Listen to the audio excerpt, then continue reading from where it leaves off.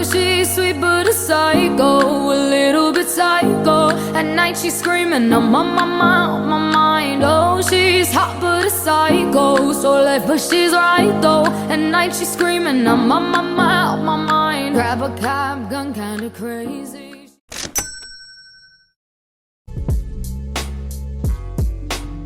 What's up everybody, it's Sean here today to give you guys a review of the women's Air Jordan 1 Retro High OG in the Starfish colorway. Either way though, so diving into the details of this shoe. So on the toe box, you can see that this is crafted in a smooth white leather and has this perforated look to it just like all your other Air Jordan 1s. Surrounding the front toe cap, we have a nicely tumbled orange colored leather, which in real life has a bit more of a muted and slightly burnt tone to it, as opposed to the overly bright and vibrant orange tone that we see sometimes on the promotional images. You can see right here on the side flap, we have this extra stitch that goes up about halfway, which I have no idea why this was included, but I found it to be very interesting. And the same tumbled orange leather covers the eyelets of the shoe as well.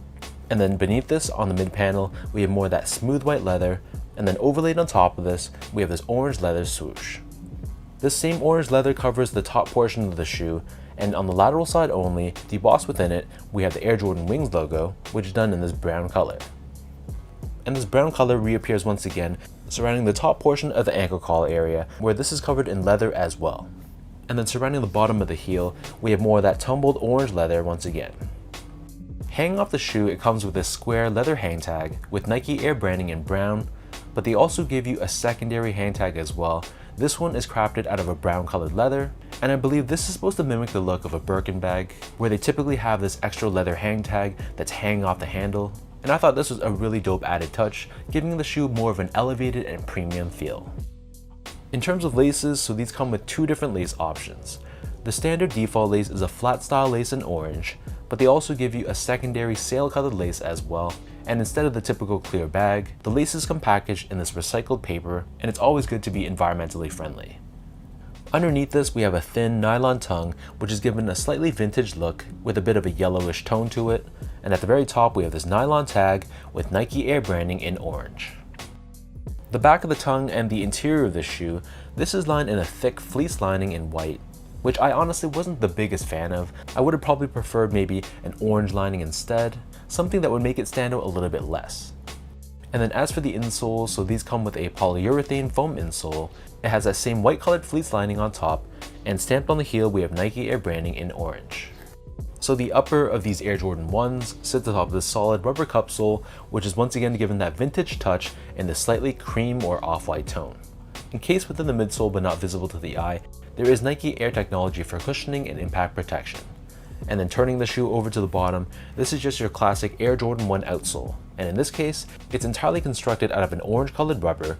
We have that same circular pivot point on the forefoot and the Nike logo found right in the center. So that breaks down the look and the construction of this pair. And for those wondering about sizing, so once again, keep in mind, this is a women's release, and I'm not exactly sure what the biggest size these will come in, but basically to get your women's size equivalent, assuming you are a male, you would go up 1.5 sizes. So in my case, I'm a size 10, and I got these in a size 11.5 women's. And for example, if you're a men's 8, you should get a women's 9.5. And I'd say that these fit pretty similarly to a standard men's Air Jordan 1 high as well. But if anything, if I'm nitpicking, I feel like they fit maybe slightly more narrow in this toe box right here, but not enough that I'd want to go up a half size. So whatever size you normally wear for the Air Jordan 1 high, I'd stick with that same size for this pair as well. Moving on to the comfort, so these feel like any other Air Jordan 1. So with that said, it's going to feel very stable and very low to the ground. There's not too much from a softness and step-in comfort perspective, but the leather they use on the upper feels pretty soft straight out of the box, so it wasn't like you needed a lot of break-in time to really soften up the shoe. Last but not least, in terms of the overall quality and the craftsmanship. So I want to preface this section by saying I am by no means a leather expert. If you want someone that's actually very knowledgeable about leather, check out the channel Rose Anvil. But just from the eye test, I thought that the materials were very solid. The white leather felt a little bit thin, but it still had a nice softness to it. And this orange leather had a nice tumbled feel to it. And I was very happy with the quality of this leather as well.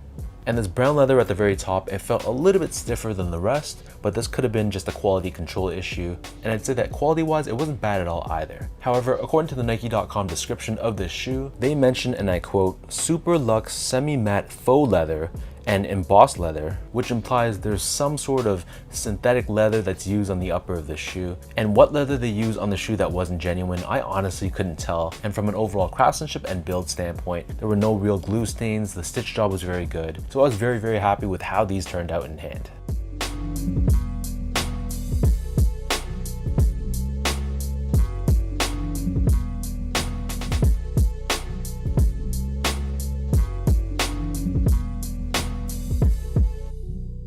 So with all that out of the way now, let me toss these on feet and I'll show you guys how these look.